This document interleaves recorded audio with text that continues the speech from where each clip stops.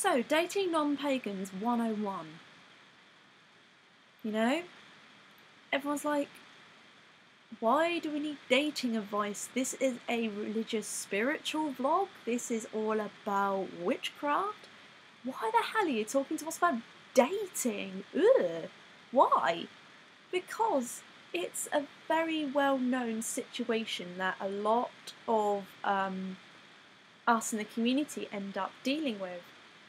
There are the lucky ones that find a partner who is also a witch or a pagan and shares their beliefs, but more often than not, we end up going out with people who are not the same faith as us, which is fair enough. I mean, I personally am dating an atheist.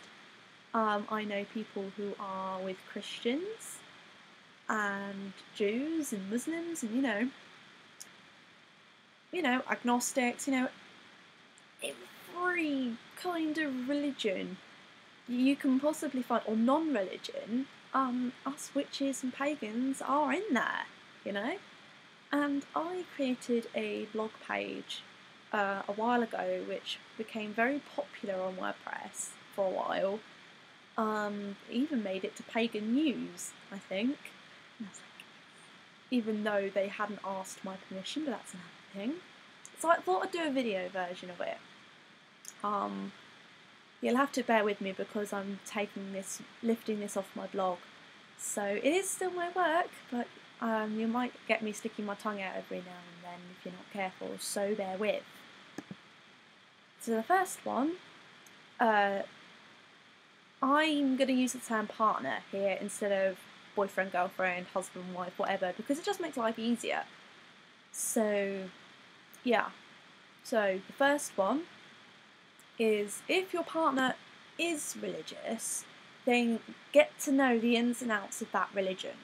So if your partner is Christian, then you get to grips with all the religious sides of it, including all the rites of passage. You learn about why they take communion, why they do what they do, how they do it. It just sort of clears up a lot of stuff and makes life a lot easier. And you might even agree with something, and include it in your own practice. You never know. And the other thing is if you are invited to take part in a religious service or event or ritual that you wouldn't normally take part in, learning about this will make sure that you don't embarrass yourself later in front of your partner and in front of his or her family, and you're like, ooh. The second one is a bit so-so.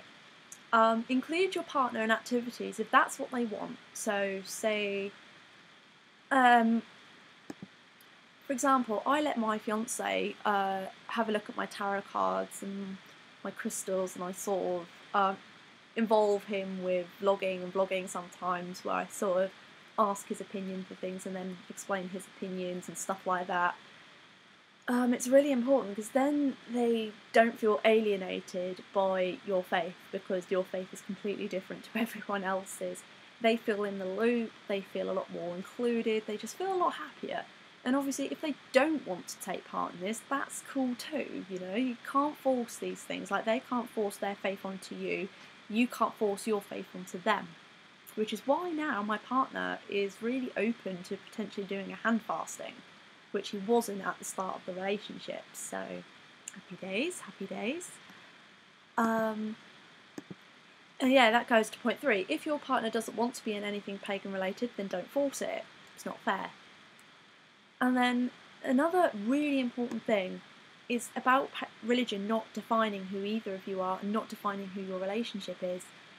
Make sure you create time in your relationship that's non-religion influenced. So there's nothing to do with Christianity, nothing to do with paganism, nothing, nada, zilch. Even if it's just sort of sitting at the dinner table or on purposely talking about a political subject or talking about hobbies and interests that aren't to do with, because it's like one of mine and my fiance's combined hobbies is gaming. We're Xboxers, So we'll often talk about gaming. We'll often talk about the Xbox and what games we're looking forward to and stuff like that, which is obviously nothing to do with religion. And that just makes us happier in a way. So when I do want to talk about religion, then he's more open to listening to it. So another one is to allow each other the space to practice certain things. So say like, if I want to meditate, I'll let my fiance know and he'll lead me to it. It's either that, or when he's out and I'm in, I'll do my vlogs, so then he's not in the way, and stuff like that. That sounds horrible, but obviously because he doesn't want to be featured in the vlogs, then, you know, it's only fair that, you know, I make sure he's out when I do them. But another tip is to talk about religion when it does become relevant. So if you're watching the news together, and sometimes on the BBC they do anyway, the summer solstice on at Stonehenge is often televised, even if it's for a brief 5 minutes. It'll be featured as a news story for my area, and then we can talk about it then. And then he sort of goes, "Oh, why do you do that?" And then you can explain why. Because it's a festival and it's something that's obviously really important to you. And this is where research comes really handy. Have an explanation about your faith ready for when your partner's family does begin to ask questions, and have your reactions to certain opinions sorted out well in advance. So say if your fiancés or parents are really, really Christian and don't agree with your faith at all, you need to be able to keep yourself composed when you explain what it's all about. Luckily, my partner's family is quite open about this sort of stuff, and they don't ask me questions unless I bring it up, so happy days. And then discuss the future as well. If you do end up sort of making that long-term commitment to get married and what have you, and then you end up having children, how are you going to raise them? Are you going to raise them as Christians? Are you going to raise them as pagans? Or are you just on purposely not going to force a religion on them? Because I think that might be one of the best ones. I personally want to raise my children in the witchy ways, but my fiance doesn't want to. He sort of says, well, your faith's your faith, the children should be allowed to choose their own faith. So it's important you have that discussion if you're considering being together for the long run. It's also as well, if you are going to get married, how are you going to get married? Are you going to get married in a church? Are you going to get married in a civil ceremony? Or heck, are you even going to go for the hand fasting? You know, it's something you have to talk about. It's really important, not just for you, but your partner as well. So you can soundboard each other and you can sort of give each other's opinions and come to a conclusion, come to a compromise if needs be. It's like I'm most likely going to have a civil ceremony and a hand fasting. You know, 2 weddings, I can't complain. I can complain about that. And even then, if you have these discussions, it's a great way to sort of educate your partner and get them interested in your rites of passage, because recently my fiance and I were talking about Wiccanings, and he was quite interested in that, as he was sort of like, oh, what's that all about? And I sort of had to explain to him what that's all about, and he goes, and he likes it. So, you know, it's that discussion, it's that communication, which is so, so important.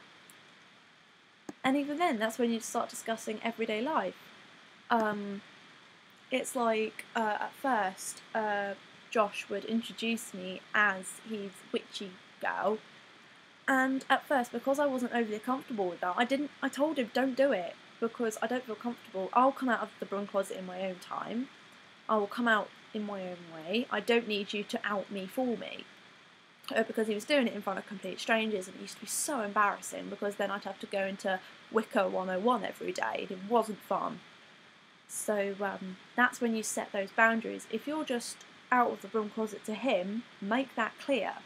Sort of say, yeah, I'm out of the broom closet to you, but I'm not out of the broom closet in public, so please don't out me. And then liken it to LBGT issues, and he probably will, or even just say, how would you like it if I told a deep secret about you that only I knew, and I told your friends? you wouldn't like it. So sort of give that sort of scenario, and then he or she might understand. And then I think my last tip would be to treat each other with perfect love and perfect trust. Obviously, that is a major part of paganism, is doing things in perfect love and perfect trust of each other. And that's really what I'm going to leave it at. Practice your faith as you will, and obviously bear all these other tips and ideas in mind, and you'll more than likely have a happy relationship. So yeah, thanks for watching. I hope you enjoyed it, and blessed be.